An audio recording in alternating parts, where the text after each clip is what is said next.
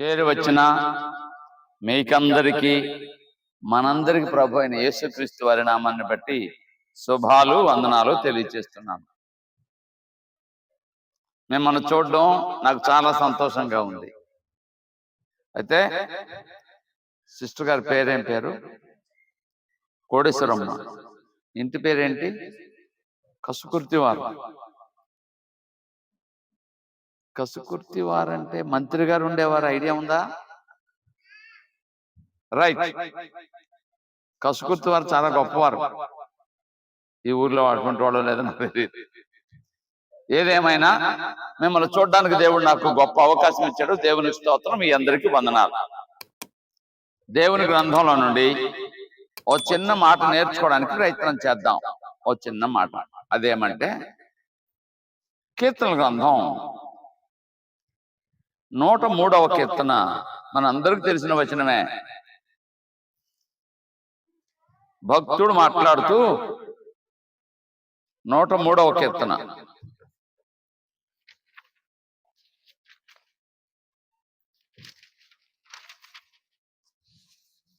నా ప్రాణమా దేవుని సన్నుతించుము, నా అంతరంగమున ఉన్న సమస్తమా ఆయన పరిశుద్ధ నామమును సన్నుతించుము. నా ప్రాణమా దేవుని సన్నుతించుము, దేవుడు చేసిన ఉపకారములలో దేనిని మరువకుము. అనేక కుటుంబ కార్యక్రమాల్లో, కుటుంబ ప్రార్థనలు జరిగేటప్పుడు ఈ వచనాన్ని మనం చదువుకుంటూ అనేక సార్లు వినుంటారు మీరు. ఏమంటున్నాడంటే భక్తుడు, ఆయన చేసినటువంటి మేళ్లలో దేనిని మర్చిపోవద్దు అని అంటున్నాడు. ఇవాళ ఉదయాన్నే ఒక కుటుంబానికి ఫోన్ చేశాను నేను. ఫోన్ చేస్తే వారితో మాట్లాడుతూ ఉంటే లెక్కలు వేశాం, హాస్పిటల్లో ఖర్చులు ఎంత అని. వాళ్ళకి బాబు పుట్టాడు, 3 నెలలు తక్కువగా పుట్టాడు. ఇంచుమించుగా 2 నెలలు బట్టి హాస్పిటల్లోనే ఉన్నాడు. 25 లక్షలు అయిందంటే ఇప్పటికి. తల్లి గర్భంలో ఉండవలసిన బిడ్డ బయటకు వస్తే ఇవాళ వైద్య పరికరాలు ఉన్నాయి కాబట్టి తల్లి గర్భం లాంటి బాక్సులో పెట్టి ఆ బిడ్డని జాగ్రత్తగా చూసుకుంటే 25 లక్షలు ఏం చెప్పారు. అంటే నేను అన్నప్పుడు ఒకవేళ ఆమె గర్భంలో ఆ బిడ్డ ఉంటే ఈ 25 లక్షలు మిగిలేవి కదా అని అన్నాను. అవును అంకుల్ అన్నాడు అతను. అంటే స్త్రీ గర్భం యొక్క విలువ ఎంత అంటే ఒక 2 నెలలకే 25 లక్షలు అయినాయి అంటే 9 మాసాలు మోస్తుంది కదా. ఆ కోణం ఆలోచిస్తే ఎన్ని లక్షలు అవుతుంది చెప్పండి ఒకసారి. అంటే మనల్ని ఎంత విలువైన వారిగా దేవుడు చేశాడంటే వాటి విలువ మనకు తెలియడం లేదు. కానీ 2 మాసాలు ముందుగా 3 మాసాలు ముందుగా పుడితే ఆ పిల్లవాడు ఇప్పుడు ఎంత అయిందని చెప్పాడు? 25 లక్షలు. అది కూడా ఆరోగ్యంగా లేడు, కంటి చూపు సరిగా లేదు, ఇంకా చాలా అవయవాలు. అంటే తల్లి గర్భంలో ఉంటే దేవుని ఏర్పాటు ఉంటే అది వేరు, బయట ఉంటే వేరు అని చెప్పడానికి నేను మాట్లాడుతున్నాను. మనకు చేసే మేలు ఎంత అంటే లెక్కించడం సాధ్యం కాదు, అది నేను చెప్పే మాట. అందుకే భక్తుడు ఇప్పటికి 3000 సంవత్సరాల నాడు భక్తుడు మాట్లాడుతూ ఏమంటున్నాడంటే, నా ప్రాణమా దేవుని సన్నుతించుము, దేవుడు చేసిన ఉపకారములలో దేనిని మర్చిపోవద్దని అంటున్న భక్తుడు. ఆయనే కాదు, ఆ రోజు నుంచి ఈనాటి వరకు అంటే సృష్టి జరిగింది మొదలుకొని దేవుని నమ్మే వారందరూ కూడా కృతజ్ఞతలు చెల్లిస్తూనే ఉన్నారు. అందులో 3 మనుషుల్ని మీ ముందుకు తీసుకొస్తాను ఇవాళ. మొదటిగా పాత నిబంధనలో ఓ భక్తుడు ఉన్నాడు, ఆయన పేరు హిజ్కియా. రాజుల 2వ గ్రంథం 20వ అధ్యాయంలో మనకు కనబడతాడు ఆయన. హిజ్కియా అనేటువంటి రాజుగారికి వ్యాధి సంభవించింది. రాజుల 2వ గ్రంథం 20వ అధ్యాయము 1వ వచనం.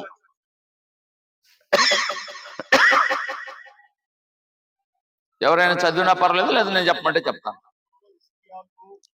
మరణకరమైన రోగము కలుగగా ఆమోజు కుమారుడును ప్రవక్తయైన యెషయా అతని ఎద్దకు వచ్చి, నీవు మరణమవుచున్నావు, బ్రతుకవు కనుక నీవు నీ ఇల్లు చక్కబెట్టుకొనుమని యెహోవా సెలవిస్తున్నాడని చెప్పాడు. చాలండి. వ్యాధులు అనేక రకాలు ఉన్నాయి, వాటిని రెండుగా విభజించారు. కుదరని వ్యాధి అంటారు. కొన్ని వ్యాధులు వస్తే వాటికి ఇకనేం లేదు, రాకుండా చూసుకోవాలి, కానీ వస్తే కనవి ఉంటానే ఉంటాయి, కంటిన్యూగా ఉంటాయి. అమ్మ బ్రతికినంత కాలం మందులు వేసుకోవాలని చెప్తారు డాక్టర్లు కొన్ని వ్యాధులకి. మరి కొన్ని వ్యాధులు వస్తుంటాయి, పోతుంటాయి. జలుబు చేసింది, మెడిసిన్ తీసుకున్నా తీసుకోకపోయినా, జ్వరం వచ్చింది, ఒక 4 రోజులు 5 రోజులు వారం రోజుల్లోగా తగ్గిపోతుంది, మెడిసిన్ తీసుకోకపోయినా తగ్గిపోతుంది. సాధారణమైన జ్వరం అయితే కంగారు పడాల్సిన పని లేదు. ఇవి వెంటనే తగ్గిపోవడానికి అవకాశం ఉంది. మరికొన్ని ఉన్నాయి, ఏంటవి? దాని పేరు ఇందాక చెప్పాను, కుదరని వ్యాధి అని బైబిల్లో. అట్లాగే ఈ హిజ్కియా రాజు గారికి ఒక వ్యాధి సంభవించింది. ఏంటా వ్యాధి అంటే, ఇప్పుడు మనం చెప్పుకుంటున్నాం కదా, పెద్ద వ్యాధి అనేవాళ్ళు ఒకప్పుడు. దానికి మందు లేవు, పూర్వకాలంలో మందు లేదు, కుదరని వ్యాధి అది. ప్రవక్తను పంపించాడు దేవుడు, నీవు చనిపోబోతున్నావో, నీ ఇల్లు చక్కబెట్టుకో, ఎవరికి ఏం చెప్పాలో, ఏం చేయాలో, చేయవలసిన ఏమనుంటే చేసుకో, చక్కబెట్టుకో అన్నట్టుగా ప్రవక్తను పంపిస్తే, ప్రవక్త వచ్చి, హిజ్కియా రాజుగారు ఆయన, హిజ్కియా రాజా, నీకు మరణం సమీపించింది, మరణం సమీపించింది, నువ్వు బ్రతుకవు, కాబట్టి నీ ఇల్లు చక్కబెట్టుకొని ప్రవక్త వచ్చి చెప్పి వెళ్ళిపోయాడు. రాజుగారు, ఏంటయ్యా నేను చనిపోతానని చెప్తున్నావు అని కోప్పడలేదు. దైవజనుడు చెప్పిన మాట విని కోప్పడలేదు. మరి ఏం చేశాడంటే, అవునా అని ఆలోచన చేసి ఒకసారి వెనక్కి తిరిగాడు. వెనక్కి తిరిగాడంటే గోడ వైపు అని కాదు దాని అర్థం, జీవితంలో వెనక్కి తిరిగాడు. నేనేమేం చేశాను, ఏం చేశాను, ఎప్పుడు చేశాను, ఎలా చేశాను, ఎక్కడ చేశాను మొత్తం జ్ఞాపకం చేసుకున్నాడు. ఇల్లు చక్కబెట్టుకోమన్నాడు కదా, అయ్యా నేనేం చేశానో మీకు తెలుసు, ఎలా చేశానో మీకు తెలుసు, కృపతో జ్ఞాపకం చేసుకోండి, ఒకవేళ నా దగ్గర లోపాలు ఉంటే దిద్దుబాటు చేసుకుంటాను, మార్పు చెందుతాను, నన్ను క్షమించండి అన్నట్టుగా కన్నీరు విడిచి ప్రార్థన చేశాడు. దేవుడే పంపించాడు. అంతకు ముందు నువ్వు బ్రతకవు, చనిపోతావు, ఇల్లు చక్కబెట్టుకోమని చెప్పిన ప్రవక్త దేవుడి చేత ఆజ్ఞాపించబడి వచ్చి చెప్పి వెళ్ళిపోతున్నాడు కదా. ఈయన ప్రార్థన చేశాడో లేదో, ఆ ప్రార్థన దేవుని దగ్గరికి వెళ్ళింది. గుర్తుపెట్టుకోండి, మన ప్రార్థనలు దేవుని సన్నిధికి వెళ్తాయి. ప్రార్థన దేవుని దగ్గరికి వెళ్ళిన తర్వాత దేవుడు వెంటనే అతను బాగు చేయాలనుకున్నాడు. బాగు చేయాలనుకుని ప్రవక్తకి ఆజ్ఞాపించాడు. మరలా యెషయా, ఆ ప్రవక్త పేరు యెషయా, యెషయా తిరిగి వెళ్ళు, హిజ్కియా దగ్గరికి వెళ్ళు. ఇందాకేం చెప్పావు, చనిపోతున్నావు, ఇల్లు చక్కబెట్టుకోమని చెప్పావు కదా, ఇప్పుడు వెళ్ళి ఏం చెప్తావంటే, నీ రోగం బాగవుతుంది, నువ్వు బ్రతుకుతావు, ఇంకా 15 ఏళ్ళు ఆయుష్ పొడిగించాను, నీకు 15 సంవత్సరాలు ఆయుష్ పొడిగించాను, నువ్వు బ్రతుకుతావని చెప్పు అన్నాడు. నీ మాట వినడు అతను, నీ మాట నమ్మడు అతను. ఎందుకంటే ఇంతకు ముందే కదా చనిపోతావని చెప్పావు. నమ్మకపోతే అతను ఏమడుగుతాడంటే, అయ్యా ఇంతకు మునిపే చనిపోతానని చెప్పావు కదా, డాక్టర్లు చనిపోతామని చెప్తున్నారు,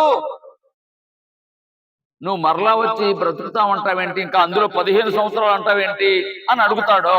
దానికి నువ్వేం చెప్తావంటే, అయ్యా సూచన ఏదైనా అడగమను, సూచన అడగమను, సూచన అడిగితే ఎటువంటి అడిగిన ఆ సూచన జరుగుతుందని చెప్పాడు. దేవుడు చెప్పాడు యెషయాకి. అలాగే ప్రవక్త వచ్చాడు, అయ్యా దేవుడు నన్ను మరలా పొమ్మన్నాడు, నీ దగ్గరకు వచ్చి ఇంకా 15 సంవత్సరాలు ఆయుష్ ఇచ్చినట్టుగా చెప్పాడు, నీ రోగం తగ్గుతుంది, నీ వ్యాధి తగ్గిపోతుంది, బాగుపడతావు అన్నాడు. అయ్యా ఇంతకు మునిపే కదా చనిపోతానని చెప్పావు, ఇప్పుడు వచ్చి మరలా బాగుపడతానంటావేంటయ్యా అని అన్నాడు. అవునండి, దేవుడు చెప్పాడు, ఇందాక దేవుడు చెప్పాడని చెప్పాను. మరలా నువ్వు ప్రార్థన చేసావంట, నీ ప్రార్థన విన్నట్ట దేవుడు, అందుకే మరలా పొమ్మన్నాడు, నేను వచ్చాను అన్నాడు. దీని గుర్తేంటి అన్నాడు ఆయన. అప్పట్లో గడియారాలు ఉండేవి, ఎండను బట్టి గడియారాలు తిరుగుతూ ఉంటాయి.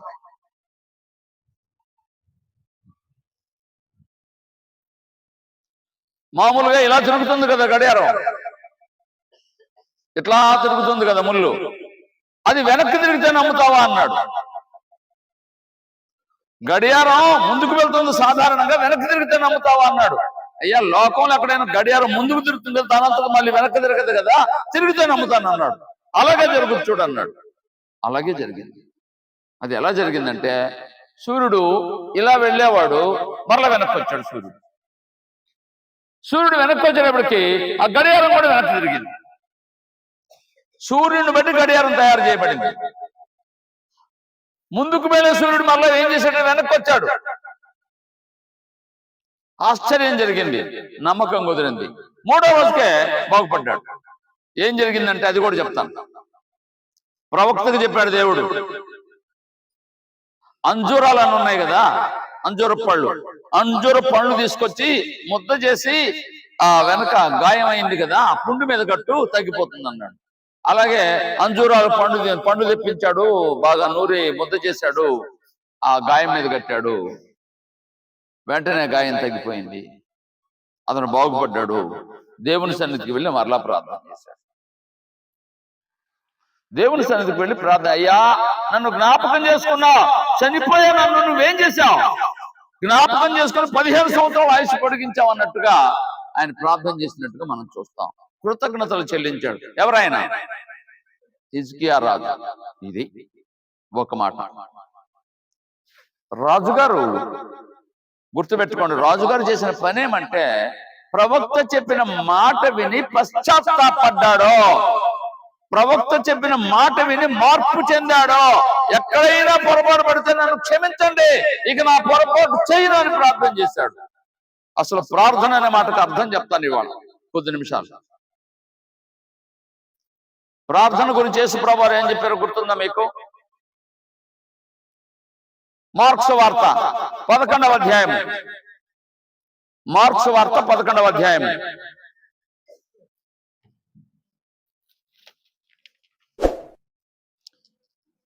25వ వచనం 26వ వచనం. మార్క్స్ వార్త 11వ అధ్యాయము 25, 26 వచనాలు. నీకు ఒకని మీద విరోధము ఏమైనను ఉన్న ఎడల మీరు నిలువబడి ప్రార్థన చేయునప్పుడెల్లా, ఏంటంట అయ్యా అమ్మా, ఇంకోసారి వినండి, మనం ప్రార్థన చేస్తున్నాము అంటే మొట్టమొదటిగా మనకు గుర్తు రావాల్సింది ఏంటంటే, నీకు ఎవరి మీదైనా విరోధం ఉంటే, తగద ఉంటే, లేదా గొడవ ఉంటే, సమస్య ఉంటే ఏం చేయాలంట? ప్రార్థన చేసేటప్పుడల్లా వారిని క్షమించాలి. ఎంతమంది క్షమిస్తారు?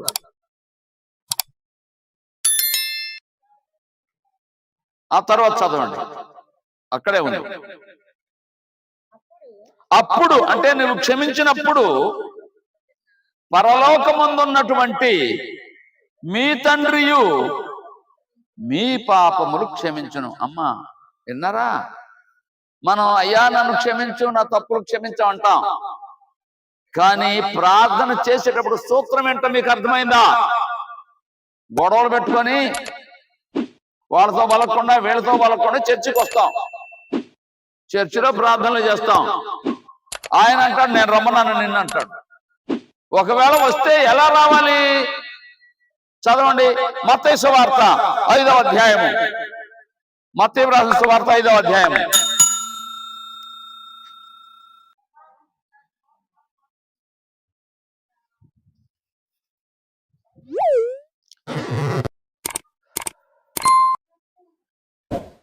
23వ వచనం. మత్తయి సువార్త 5వ అధ్యాయం 23వ వచనం. అర్పణమును అర్పించుచుండగా నీ మీద నీ సహోదరునికి నీ మీద నీ సహోదరునికి విరోధం ఏమైనా అంటే తగద గొడవ ఏమైనా ఉన్న ఎడలా అక్కడ నీకు జ్ఞాపకం వచ్చిన ఎడల బలిపీఠము దగ్గరనే నీ అర్పణ అక్కడే పెట్టి మొదటిగా వెళ్ళి నీ సహోదరుడితో లేదా నీ సహోదరితో సమాధాన పడుము. ఆ తరువాత వచ్చి అర్పణ అర్పించు. అమ్మా వింటున్నారా? మనం చేసే పని ఏంటి? నెలలు పలకం కదా మనుషులతో, కొన్ని సంవత్సరాలు పలకకుండా ఉంటాం కదా. ఉంటామా ఉండమా?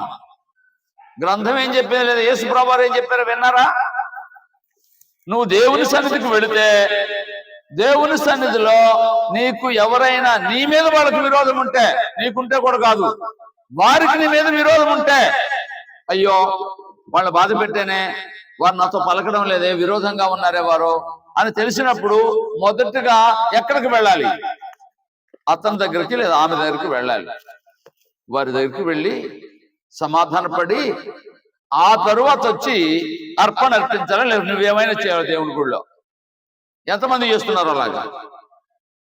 అది క్రైస్తవ్యం అంటే, అది ప్రార్థన అంటే, అది దేవుని పిల్లలంటే. అలా ఉండాలి. ఇదిగో హిజ్కియా అలా ఉన్నాడు. అయ్యా ఏం తప్పు చేశానో, ఎక్కడ పొరపడ్డానో, ఇక మీదటి చెయ్యను, నా ఎడలు ఎవరైనా విరోధం చేస్తే వారిని క్షమిస్తున్నాను అన్నట్టుగా పశ్చాత్తాపడి ప్రార్థన చేస్తే అతని ప్రార్థన దేవుడు అంగీకరించాడు, అతను క్షమించాడు, అంగీకరించాడు. ఫలితం ఏమంటే 15 సంవత్సరాల ఆయుష్ పొడిగించాడు. 15 సంవత్సరాల ఆయుష్ పొడిగించాడు. నీ ప్రార్థన దేవుడు వినాలి అంటే, నీవు దేవుని దగ్గర దేవునికి ఇష్టమైన బిడ్డగా ఉండాలి అంటే నువ్వేం చేయాలంటే, ప్రార్థన చేసేటప్పుడు ఏం చేయాలి? మరలా చెప్తున్నాను, ఏం చేయాలి? ఇతరుల్ని క్షమించాలి, అందరితో సమాధానంగా ఉండాలి. నీవు సమాధానంగా ఉండడానికి ప్రయత్నం చేయాలి. వారు ఒకవేళ సమాధానం పడితే అది వేరే విషయం. నీవు మాత్రం ఎవరికి విరోధంగా ఉండకూడదు, నీకెవరు విరోధులు ఉండకూడదు. అది మనం నేర్చుకోవాల్సిన మాట. అలా చేశాడు హిజ్కియా. ఆయన ప్రార్థన అంగీకరించాడు. ఫలితం ఏంటి చెప్పండి? 15 సంవత్సరాల ఆయుష్ పొడిగించబడింది. ఆశ్చర్యమైన సంగతి చెప్తాను. సృష్టి ధర్మం ఏంటంటే, సూర్యుడు ఇలా పడమరకు వెళ్తాడా లేదా, అంటే భూమి ఇలా తిరుగుతుందా లేదా? కానీ ఒకరోజు ఇలా తిరిగే భూమి ఏమైంది? మరలా వెనక్కి తిరిగింది. అంటే సూర్యుడు వెనక్కి వచ్చాడు. దేనిని బట్టి? హిజ్కియా ప్రార్థనను బట్టి. అంటే ప్రార్థన ఎంత బలమైంది, ఎంత గొప్పది అంటే, ఆమె చెప్పిన మాట మీరు విన్నారు కదా. ఒక రాత్రి అయినా ఉంచయ్యనన్నా నేను జ్ఞాపకం చేసుకుంటే, ఒక రాత్రి కదమ్మా చాలా రాత్రులు ఉన్నట్టుగా దేవుడు దయ చూపించాడు. ప్రార్థన ప్రభావం అటువంటిది. రైట్. రెండవ మాట చెప్తాను.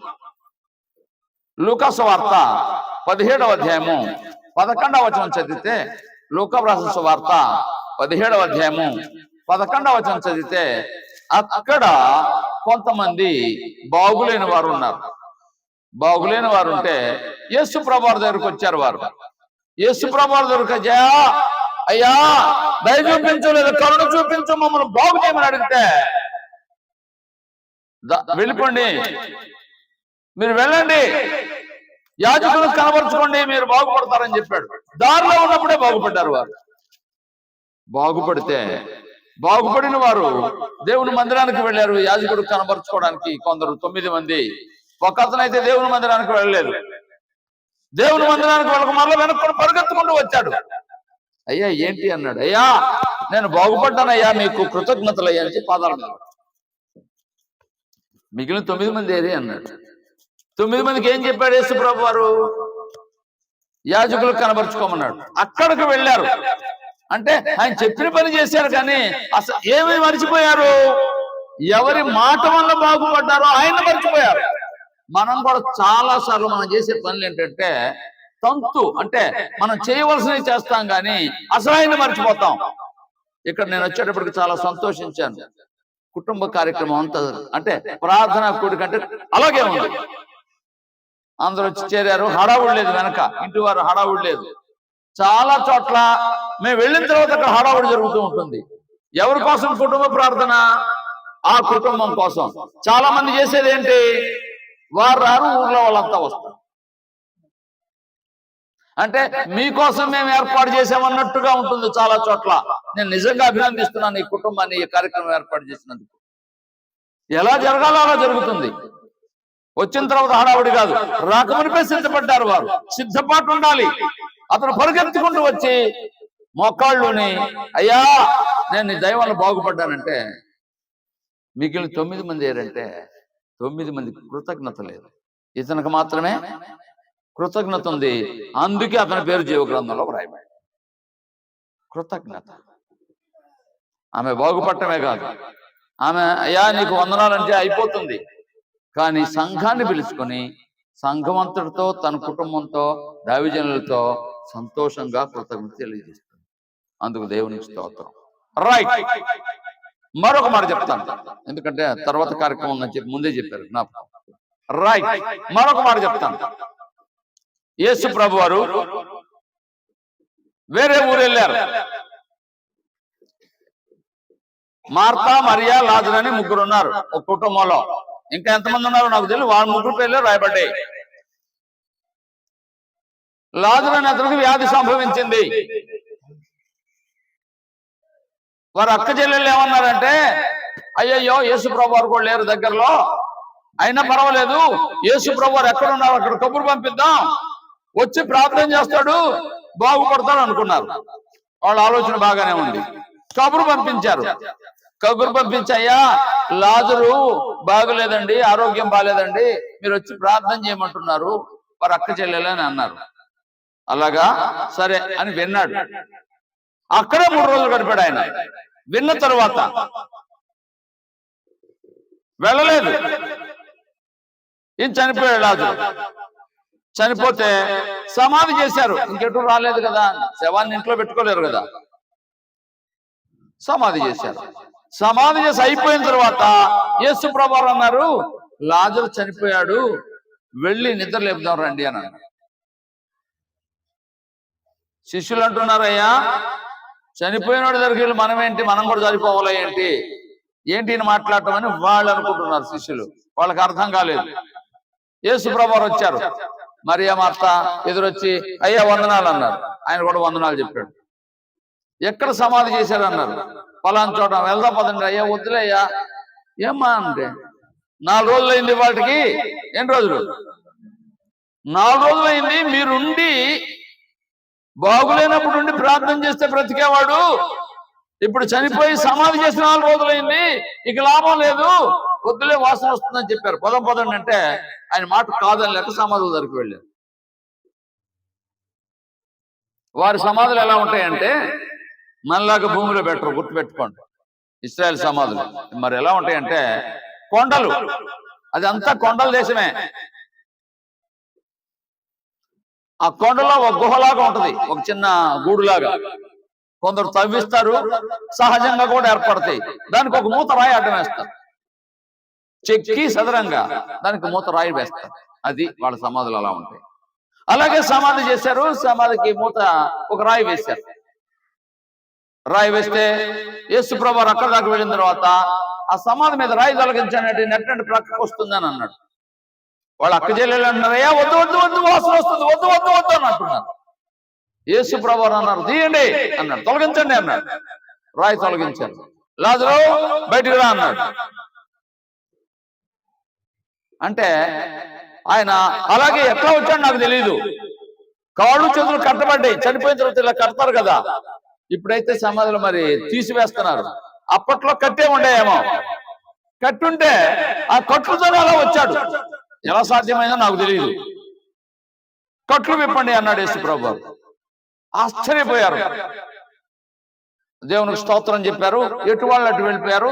యేసు ప్రభువు తన పరిచర్యకి ఆయన వెళ్ళారు. అక్క చెల్లెళ్ళు లాజరు వారి ఇంటికి వెళ్ళారు. అయిపోయింది. వాళ్ళు అనుకుంటున్నారు తమ్ముడు లేకపోతే అన్నో తమ్ముడో నాకైతే తెలియదు, గ్రంథంలో రాయబడలేదు, సోదరుడు అని రాయబడింది. బ్రతికాడు కదా, మనం కృతజ్ఞత చెల్లించలేదు, కృతజ్ఞత చెల్లిద్దాం అనుకున్నారు. అనుకుని తగిన సమయం కోసం కనిపెట్టుకున్నారు. పండుగ వచ్చింది. పండుగ వస్తే ప్రపంచ దేశాల్లో ఉన్న వారందరూ ఆ పండుగకు వస్తారు యెరూషలేముకి.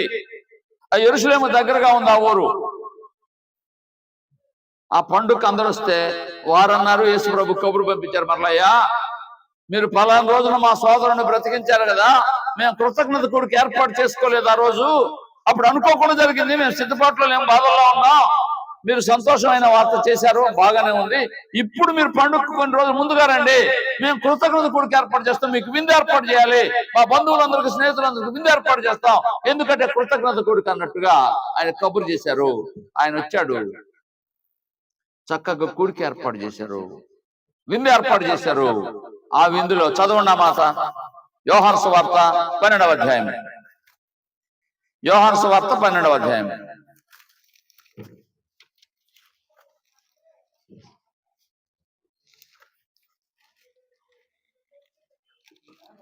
ఒకటి రెండు వచనాలు. యేసు ప్రభువు తాను మృతుల్లో నుండి లేపిన లాజరు ఉన్న బేతనియకు పస్కా పండుగకు 6 దినముల ముందుగా వచ్చిన పండుగ 6 రోజుల ముందుగా వచ్చాడట. అక్కడ మరియా, మార్తా, లాజరు ఆయనకు విందు చేసిరి. అంతేకాదు, మార్త ఉపచారము చేసెను, లాజరు ఆయనతో కూడా భోజనముకు కూర్చున్న వారిలో ఒకడు. అంటే యేసు ప్రభు, లాజరే కాదు, భోజనానికి చాలా మంది కూర్చున్నారు ఆ రోజు అక్కడ. అంటే గొప్ప విందు చేశారు. యేసు ప్రభువు, లాజరు వాళ్ళలో భోజనానికి కూర్చున్నారు. ఆయనతో పాటు లాజరు కూడా భోజనానికి కూర్చున్నారు. ఆ పండుగకు వచ్చిన వారందరూ, బంధువులు, స్నేహితులు, ఇరుగు అందరూ వస్తారు కదా, వారందరూ అదుగదుగో ఆయనే బ్రతికించింది, బ్రతికించబడిన వాడు లాజరు, బ్రతికించిన వాడు యేసు ప్రభు అని అందరూ చెప్పుకుంటా ఉన్నారు. ఇది ఎక్కడ దాకా వెళ్ళిందంటే, పండుగ యేసు ప్రభు యెరూషలేము వెళ్తే ఆ యెరూషలేములో ఆశ్చర్యంగా చూస్తున్నారు. అదిగో ఆ బ్రతికించబడిన వాడు లాజరు అదిగో వచ్చాడు. తర్వాత విందు అయిపోయిన తర్వాత పండుగ అందరూ వెళ్ళాలి కదా యెరూషలేము. సాక్షాత్తంగా ఆ కార్యక్రమం జరిగించారు. అంతేకాదు, ఆ విందు అలా జరుగుతా ఉంది, భోజనాన్ని కూర్చున్నారు. వాళ్ళ అక్క చెల్లెలు మరియ నాన్న ఏం చేసింది, చాలా విలువైనటువంటి అత్తరు తీసుకొచ్చి, చాలా చాలా విలువైంది, బహుశా ఎంత అంటే అక్కడ ఉన్న వాళ్ళందరూ ఎన్నడూ ఊహించలేనంత విలువైనటువంటి అత్తరు సీసా తీసుకొచ్చి ఆయన మీద పోసారు, ఆయన పాదాల మీద పోసారు. అక్కడున్న శిష్యులు అంటున్నారు, అమ్మా ఎందుకు ఇంత డబ్బులు వృధాగా ఆయన పాదాల మీద పోసావు, ఇంత డబ్బులు అనవసరం కదా, వృధాగా పోసావు ఎందుకు అని అంటున్నారు. ఈ డబ్బులు పేదవాళ్ళకి ఎవరికైనా ఇస్తే దేనికైనా ఉపయోగపడే కదా అని అంటున్నారు. అప్పుడు యేసు ప్రభువు అన్నారు, చదువుదాం అన్నమాట.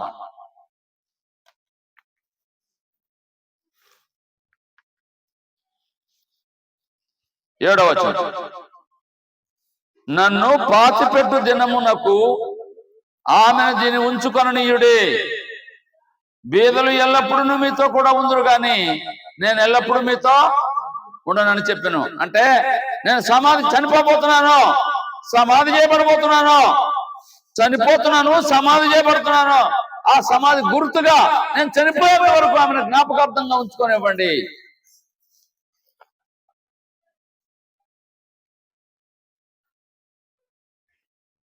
ఆ విధంగా ఆవిడ, ఆ కుటుంబస్తులు ఏం చేశారు, కృతజ్ఞత కూడికి ఏర్పాటు చేశారు. నేను 3 సంగతులు చెప్పాను. హిజ్కియా ఏం చేశాడు, కన్నీరు విడిచి ప్రార్థన చేశాడు. 15 సంవత్సరాల ఆయుష్ పొడిగించబడింది. ఆ 10 మందిలో ఒకడు ఏం చేశాడు, పరిగెత్తుకుంటూ వచ్చాయా నీకు స్తోత్రము, నీకు కృతజ్ఞతలు అని కేకలు వేసి చెప్తున్నాడు,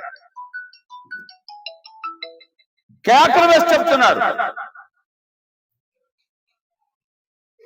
మరియా, మార్తా, లాజరు ఏం చేశారంటే, అప్పుడు అయిపోయినా ఆ రోజు మేము అనుకోలేదు ఇలా జరుగుతుందని ఆ రోజు విడిచిపెట్టాం, కానీ ఒక రోజు మేమేం చేయాలి, గొప్ప విందు చేయాలి, ఇంకా చెప్పాలంటే గొప్ప విలువైనటువంటి అత్తరు ఆయన మీద కుమ్మరించాలి. ఎంత అంటే వారెవ్వరూ ఊహించినంత విలువైనటువంటి అత్తరు ఆవిడ యేసు ప్రభువుకి ఇచ్చింది.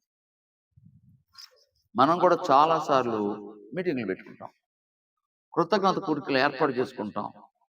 ఏం చేస్తామంటే మిగిలిన కార్యక్రమాలు చాలా చాలా గొప్పగా చేస్తాం, ఇటువంటి కార్యక్రమాలు తక్కువగా చేస్తూ ఉంటాం. నేను అప్పుడప్పుడు చెప్తూ ఉంటాను, ఆ కార్యక్రమాల కంటే ఈ కార్యక్రమం చాలా విలువైంది, ఇది ఆత్మ సంబంధమైనది, మనల్ని పరలోకం తీసుకెళ్లేది కార్యక్రమం. కుటుంబ ప్రార్థనలు అంటే, దేవుని కార్యక్రమాలు అంటే, లోకంలో కార్యక్రమాలు వాటి వల్ల అంటే మనుషులు చెప్పుకోవడానికే ఉపయోగపడతాయి కానీ ప్రయోజనం ఏముండదు. కానీ ఇవి దేవుని కార్యక్రమాలు నీకు ఫలితాన్ని ఇస్తాయి. ఒక చిన్న మాట చెప్తాను, యేసు ప్రభువు వారు చెప్పిన మాట జ్ఞాపకం చేస్తాను. పరలోకంలో మీకోసం ధనము సమకూర్చుకోండి అని అన్నాడు. పరలోకంలో మీకోసం ధనము సమకూర్చుకోండి అన్నాడు. అది ఎలా సాధ్యం అవుతుందో చెప్పండి. ఇక్కడ దాచిపెట్టి పరలోకంలో వెళ్ళి బ్యాంకులో వేస్తామా? అక్కడ డబ్బులు లేవు, అక్కడ డబ్బులు అవసరం లేదు. మరి ఎలా పరలోకంలో ధనం సమకూర్చుకోమన్నాడు యేసు ప్రభువు వారు? దాని ప్రారంభం చెప్తాను. మత్తయి సువార్త 10వ అధ్యాయం, మత్తయి సువార్త 10వ అధ్యాయం